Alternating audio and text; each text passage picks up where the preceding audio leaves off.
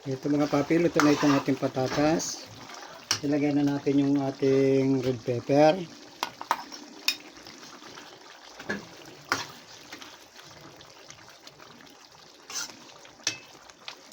Hello sa inyo mga papi.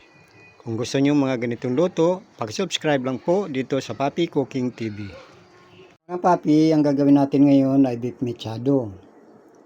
Ito yung ating gagamiting baka. At ito naman yung ating mga gulay. Meron tayong carrots, patatas at saka red pepper. At ito naman po yung ating panggisa, bawang at saka sibuyas. Okay mga papi, marinate lang natin tong ating baka.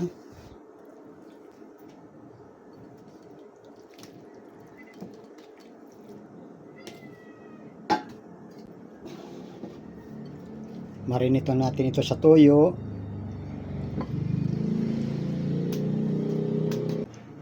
Lemon juice.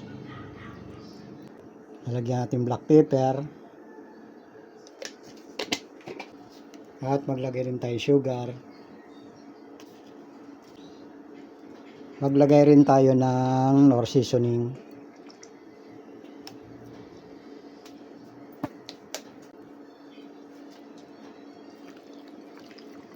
Halo-haloy lang natin ito.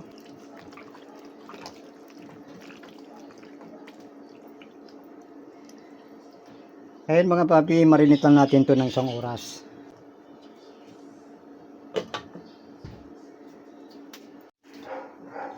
At mga papi, ito na yung ating minarinate na baka. Ngayon mga papi, pagkatapos natin marinate yung ating baka, magpainit tayo ng mantika.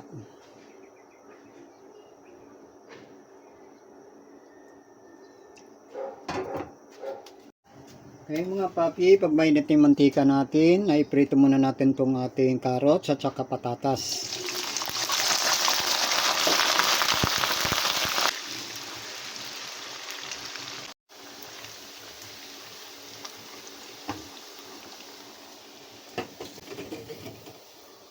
Tapos na po natin may prito ang ating patatas at saka carrots. Igisa na natin yung ating bawang.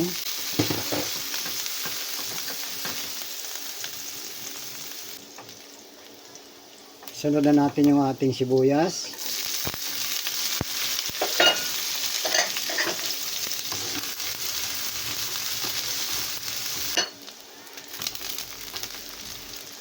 Isunod na natin yung ating binabad na baka.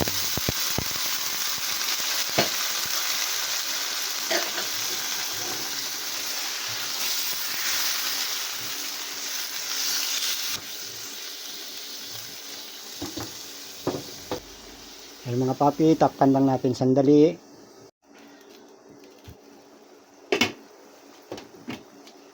At ito na yung ano natin mga papi. Ayan, ilagay na natin yung ating tomato sauce.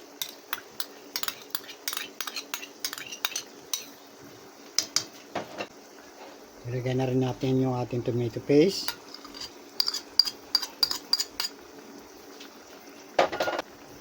Oyster sauce. At maglagay tayo ng ilang dahon ng laurel. Beef cubes.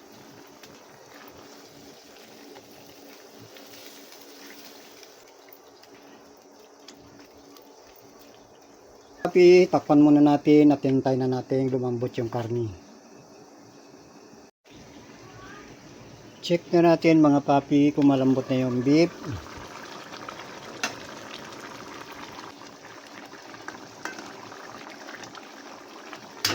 Okay mga papi, malambot na yung beef. Ilagyan na natin yung lagyan na natin yung ating carrots at saka patatas.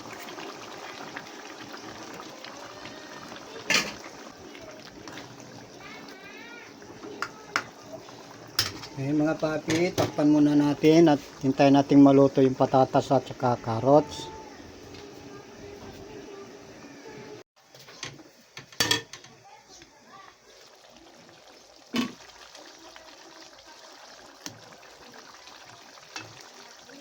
Ito mga papi, luto na itong ating patatas. Ilagay na natin yung ating red pepper.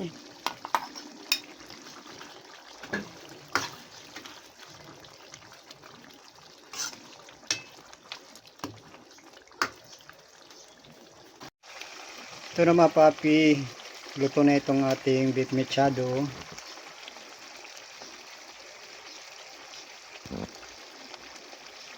Isali na natin sa lagayan.